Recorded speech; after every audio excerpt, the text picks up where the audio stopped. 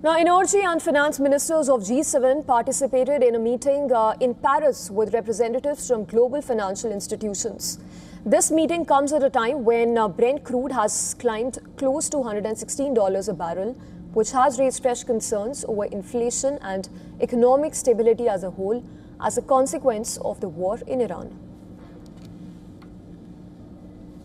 For the first time ever in 51 years, the G7 is gathering together finance ministers, energy ministers and central bankers because we know that what's happening now in the Gulf is having energy consequences, economic consequences, financial market consequences and potential inflation consequences.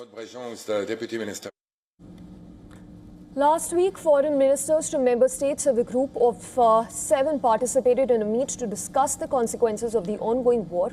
In fact, U.S. Secretary of State Marco Rubio was also a part of that meeting. The top diplomat stressed last week that the U.S. was well within its timeline to achieve war objectives. His statements at the G7 meetings come at a time when many global leaders are worried about the escalating global impact, with Iran closing the Strait of Hormuz. Markets are particularly worried about the Strait of Hormuz, where any further disruption could send prices even higher.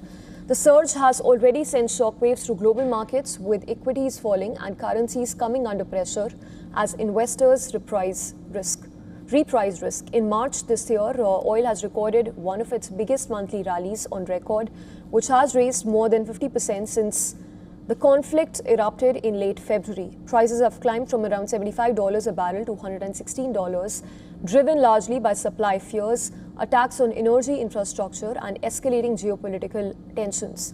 Analysts even warn that prolonged conflict could keep energy markets volatile and push global inflation further.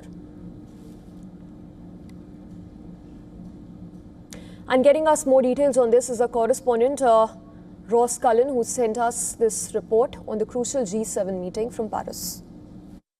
Well, G7 finance ministers and G7 energy ministers, along with G7 central bank chiefs, held an online meeting on Monday to discuss the latest impacts of the war in Iran, specifically on the G7 economies and the G7 energy supplies and energy markets. In a statement released after the call, the ministers said that they supported appropriate action. They called for uninterrupted and stable trade flows. They do want to see a reopening of the Strait of Hormuz, and we saw this latest meeting another chance for G7 leaders at the energy and finance level to come together to try to work out how to best protect their consumers from the economic impacts of the conflict in the Middle East.